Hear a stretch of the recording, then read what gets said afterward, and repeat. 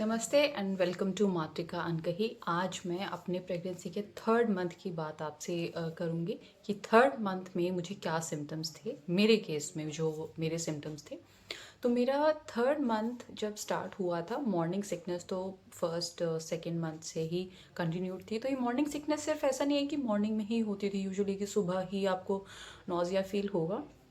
ये दिन में किसी टाइम भी होती थी मुझे। तो कुछ भी खाया, थोड़ी देर बाहर बाद घबराहट हुई एंड देन वॉमिट। तो उसके बाद फिर कुछ खाने का मन नहीं होता, टायर्डनेस रहती थी।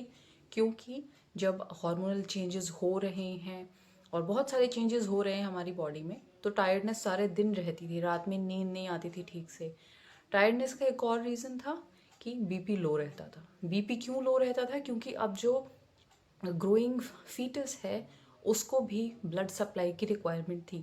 तो एक सिंगल बॉडी से दो जगह पे अब ब्लड सप्लाई हो रहा था, तो उस वजह से बीपी लो रहता था।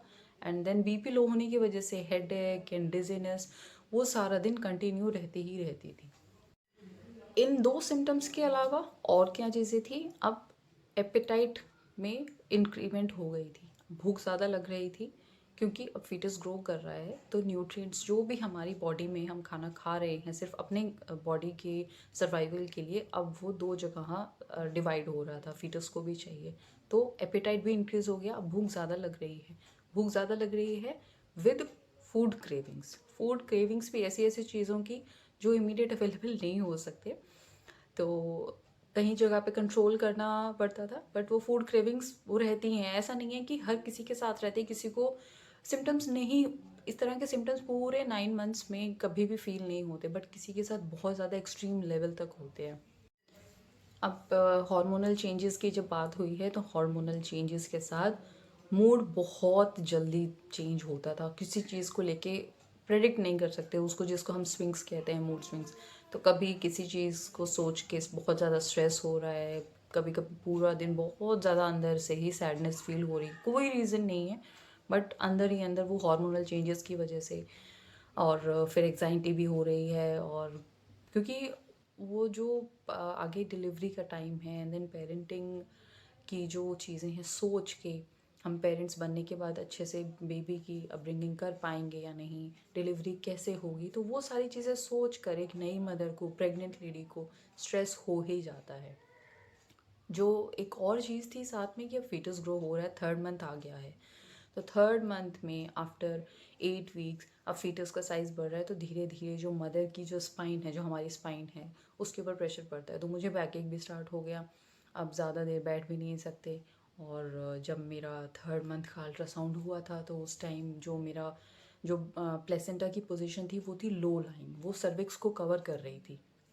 तो मेरी डॉक्टर ने जब मुझे बताया कि इस पे अगर प्रेशर हम ज़्यादा डालेंगे, वॉशरूम जाएंगे तो प्रेशर पड़ता ही पड़ता है, तो हम प्रेशर ज़्यादा डालेंगे या ज़्यादा देर बैठे रहेंगे तो प्लेसेंटा को बर्स्ट होने में टाइम नहीं लगेगा, और जो दोनों के लिए ही रिस्की है, फीटस के लिए भी और मदर के लिए भी।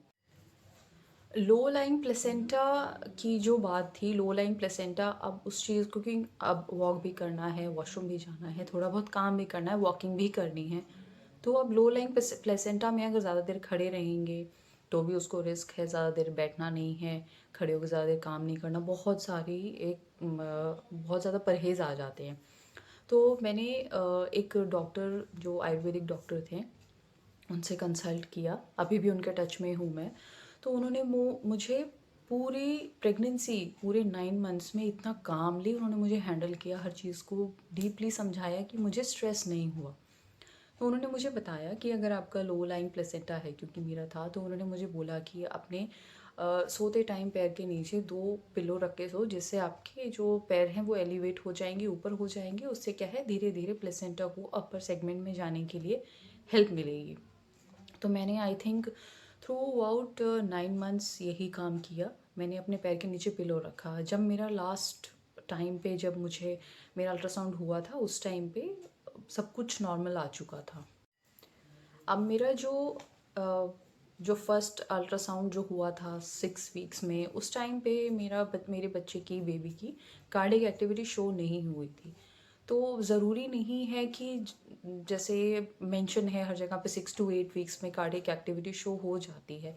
तो मेरे केस में 6 वीक्स में ऐसा नो शो नहीं हुआ था, तो डॉक्टर ने मुझे 15 डेज़ 2 वीक्स और वेट करने के लिए बोला।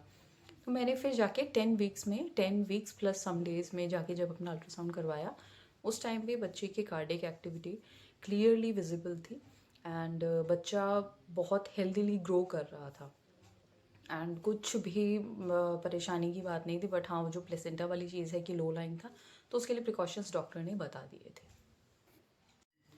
अब जैसे मेरा जो एक्सपीरियंस जो 3rd मंथ में जो मेरे फीटस की, यूट्रस की और प्लेसेंटा की जो पोजीशन थी, ऐसा बहुत लोगों की सेम सिचुएशन आती ही आती है। ज़रूरी नहीं है कि सबका जो प्लेसेंटा है बेबी के साथ जो वो हमेशा अपर सेगमेंट में ही रहेगा, वो धीरे धीरे शिफ्ट करेगा। बट जो मुझे डॉक्टर ने, जैसे कोई फैमिली डॉक्टर है या किसी और ने रेकमेंड किया, 2-3 ओपिनियंस लिए जो डॉक्टर से पूछ के, तो उन्होंने बताया कि एक तो जब लो लाइन प्लेसेंटा है, जो मुझे बताया था वो था कि ज़्यादा देर खड़े नहीं होना है। खड़े रहेंगे तो वो ग्रेविटी तो पूरी बॉडी पे जब वो काम कर रही है, तो वो हमारी यूट्रस और फीटस पे भी काम करेगी। तो ज़्यादा देर खड़े रहेंगे तो प्लेसेंटा लो ही रहेगा। तो इट्स बेटर कि उन्होंने मुझे कहा कि जब मैं थोड़ी देर काम कर रही हूँ तो बीच बीच में ब्रेक लेकर बैठ जाओ, बैठ के काम करो। एंड जब भी आप खाना खा रहे हो, whenever you are sitting to eat, तो अपने पैरों को एक हॉरिजॉन्टल पोजीशन में आप रख के खाना खाओ। जैसे हम एक योगिक पोजीशन है पश्चिमोत्तासन, तो उसके लिए जैसे हम अपने पैरों को बिल्कुल, लेग्स को बिल्कुल स्ट्रेट करके सामने रखते हैं, तो उस पोजीशन में बैठ के खाना खाएं। एंड ज़्यादा देर बैठना नहीं है, बीच बीच में ब्रेक लेना है एंड ज़्यादा से ज़्यादा रेस्ट करना है। रेस्ट करने से प्लेसेंटा धीरे धीरे अपर सेगमेंट में शिफ्ट होगा।